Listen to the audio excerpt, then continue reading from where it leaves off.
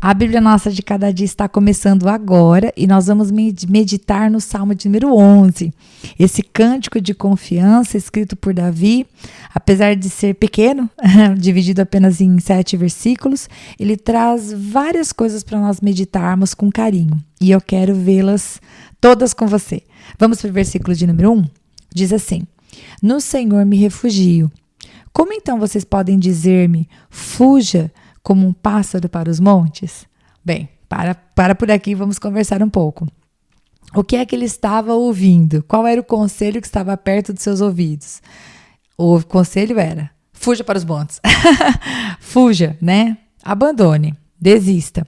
Bom, nós não sabemos se esse conselho era um conselho bem intencionado, realmente de alguém que estava avaliando as situações ao redor e dizendo, Davi, desista, ou se era somente uma pessoa mal intencionada, desanimada, sendo usada ali pelo inimigo para trazer o coração de Davi a abatimento. Seja um motivo ou outro, a reação de Davi a isso é o princípio do versículo. Ele fala assim, meu refúgio é no Senhor. Então, nós vemos aqui 2 tipos de pessoa, né? Uma pessoa que diante das dificuldades, aquilo que ela observa e que é real, né? Não significa que as dificuldades não sejam tão grandes, que a pessoa esteja fazendo um drama. Não significa isso. De repente, realmente as dificuldades eram grandes. Mas existem as pessoas que diante dos desafios preferem fugir e existem as pessoas que diante dos desafios postam a sua confiança em Deus como seu refúgio e resolvem enfrentar as situações. Eu acredito que o exemplo de Davi é melhor. Nós, diante de situações difíceis, não devemos fugir para os montes. Devemos buscar refúgio no Senhor e fazermos a nossa parte naquilo que precisa ser feito para vencer a dificuldade. E antes de eu seguir para o versículo 2, eu quero falar um pouquinho sobre conselhos. Porque aqui, essa pessoa que disse para ele, e aqui está no plural, né? Ele fala, então, como então vocês podem dizer-me? Então, provavelmente, Davi estava escutando isso de mais de uma pessoa. Quando nós vamos dar um conselho ou uma opinião a respeito de alguma coisa, de alguma situação, nós precisamos ser realmente muito cautelosos. Que, em nome de Jesus, nos nossos lábios saiam apenas bons conselhos, né? Bons conselhos do Senhor. Palavras com direção, porque às vezes nós abrimos a nossa boca para dar conselhos e para dar a nossa opinião sobre a vida dos outros, e aquilo que a gente diz para a pessoa não edifica. Né? Não é um bom conselho, não é algo de Deus, vem simplesmente da nossa opinião e pode causar um estrago na vida da outra pessoa. E se por outro lado, você está no momento em que você precisa de conselhos, cuidado com tudo aquilo que você ouve, né? Um dia, Pedro chegou para Jesus, Pedro era um dos discípulos de Jesus, e Pedro tentou dissuadir Jesus de ir cumprir o seu destino, que era morrer por nós. E o Senhor Jesus disse para Pedro, arreda-te, Satanás. Porque o Senhor Jesus percebeu que aquilo que Pedro estava dizendo, né? Não vai para lá, você vai ser morto. Aquilo que ele estava dizendo, embora parecesse um bom conselho, não fazia parte do propósito de Deus na vida de Jesus. Então, nós também precisamos estar cheios de Deus a ponto de que, quando alguém nos der um conselho, ainda que, olhando para as circunstâncias ao nosso redor, aquele conselho faça todo sentido, como talvez esse conselho fizesse sentido para Davi, alguma coisa do tipo, fuja para os montes porque realmente a coisa está feia, a gente tenha discernimento para saber se realmente é hora de fugir, né, no sentido de é hora de parar, é hora de quitar algo, ou se é momento de enfrentar. No caso, aqui vai dizer, no Senhor eu me refugio. Ou seja, essa não era uma situação de tirar os exércitos. Essa não era uma situação de correr, de abandonar, né?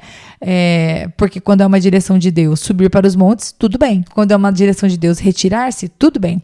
Mas até que Deus nos dê essa direção, nós temos que enfrentar os problemas. Então, que Deus, em nome de Jesus, nos dê discernimento, não somente para filtrar aquilo que nós ouvimos, mas que também a nossa boca seja, né, cautelosa com as palavras que nós deixamos sair. Eu quero continuar a leitura juntamente com você. Verso de número 2, ele diz assim, vejam, os ímpios preparam os seus arcos, colocam as flechas contra as cordas para das sombras as atirarem nos retos de coração. Bom, versículo 2 vai mostrar pra gente, então, que na verdade Davi estava expondo, né? Quando ele fala, vejam, ele está se dirigindo a essas pessoas que estavam dando para ele esse tipo de conselho. Que conselho? Fuja para os montes. Ele vai dizer, vejam, realmente os ímpios, eles têm armado as suas flechas para atirar. E para atirar contra quem? Contra os retos de coração. Muito provavelmente, Davi se inclui nisso, né? Ele está querendo dizer, sim, estão acusando, estão falando coisas que não procedem da verdade. Mas, vamos continuar. Verso 3. Quando os fundamentos estão sendo destruídos, que pode fazer o justo? Então, veja bem, o que as pessoas estavam atacando contra os retos de coração e contra Davi, eram coisas fundamentais. Esse versículo 3, né, quando os fundamentos estão sendo destruídos, ou seja, quando aquilo que sustenta, quando aquilo que é primaz, quando a pedra angular, né, quando aquilo que sustenta tudo está sendo destruído, o que o justo pode fazer? Bom, humanamente falando, a resposta é nada. A gente pensa assim, bom, se destrói o fundamento, não há o que fazer. Humanamente falando, Davi poderia até dizer para eles, realmente, vamos fugir para as montanhas porque não há mais o que fazer. Só que a resposta, humanamente falando, não sustenta Davi. Davi se apoia no fato, lá do primeiro versículo, no Senhor eu me refugio. Porque se você conhece esse texto, vai fazer sentido para você. Se você quiser anotar aí na sua Bíblia no cantinho, tem um texto lá em Mateus 7, versículo 26 e 27, que fala assim: e todo aquele que ouve essas minhas palavras e não as pratica, será comparado a um homem insensato que edificou a sua casa sobre a areia. E caiu a chuva, transbordaram os rios, sopraram os ventos e deram com ímpeto contra aquela casa. E ela desabou, sendo grande a sua ruína. Então, quem é que ouve e quem é que ouve as palavras do Senhor e não pratica? Aquele que provavelmente não o teme. Mas o contrário disso, ou seja, o que ouve as palavras e teme, ele pode ter a segurança de que a sua casa foi edificada sobre a rocha. Então, sem o Senhor, quando os fundamentos são tirados, o justo, né, o de coração reto, não tem mais o que fazer. Agora, aquele que teme a Deus como Davi, quando os fundamentos estão sendo destruídos, o que ele pode fazer?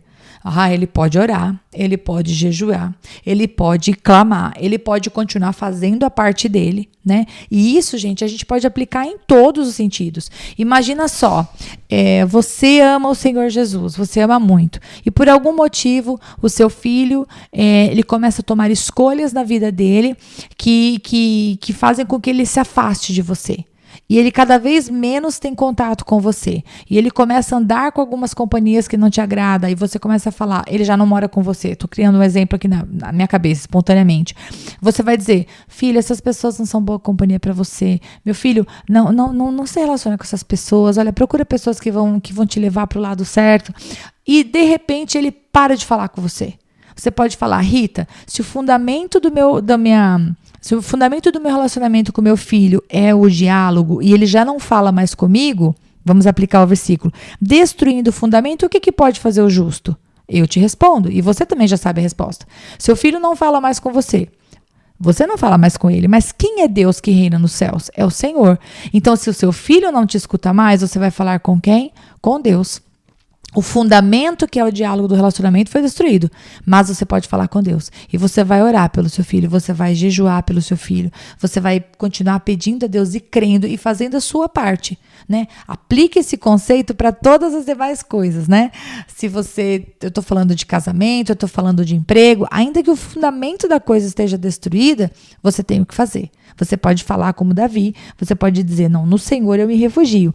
E continuando essa ideia, no verso 4 ele vai nos dizer o porquê. O Senhor está no seu santo templo. O Senhor tem o seu trono nos céus. Olha só, né? Seus olhos observam, seus olhos examinam os filhos dos homens. Então aqui está o motivo pelo qual, ainda que os fundamentos sejam destruídos, o justo tem o que fazer. O Senhor Deus tem o seu trono lá nos céus. Nada que acontece aqui nessa terra abala a soberania do Senhor. E se ele está lá nos céus e no seu santo templo, ele tem um trono. E os seus olhos estão onde?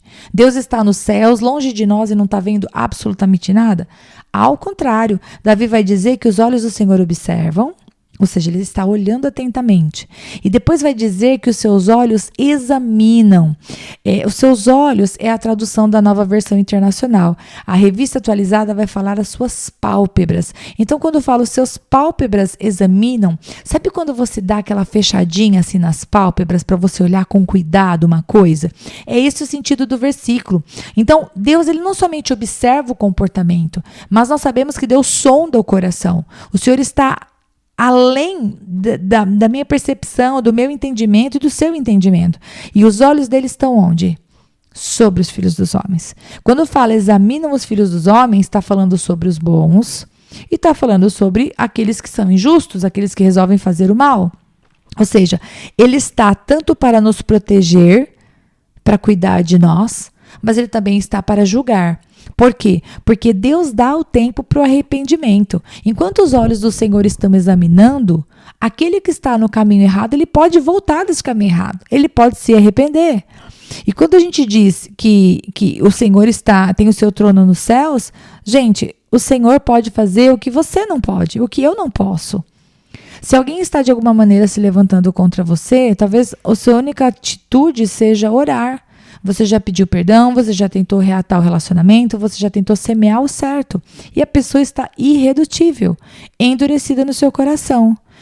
O seu trono, a sua cadeira, está lá na sua cozinha, está no seu escritório. Aí está a sua cadeira. Agora, o trono do Senhor está no céu.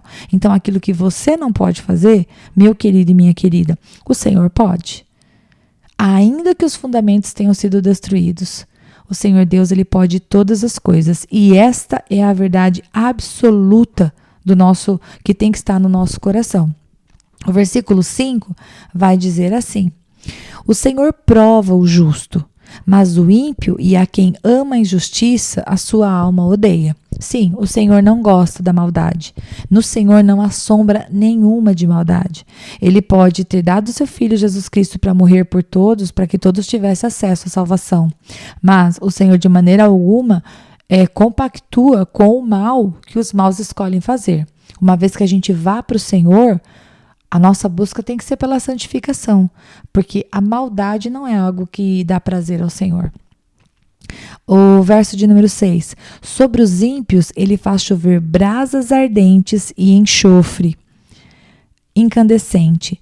Vento ressecante é o que terão. Olha só, quando eu vi aqui brasas ardentes e enxofre, eu me lembrei de Sodoma e Gomorra, né? Os homens de Sodoma e Gomorra, eles tiveram tempo para se arrepender.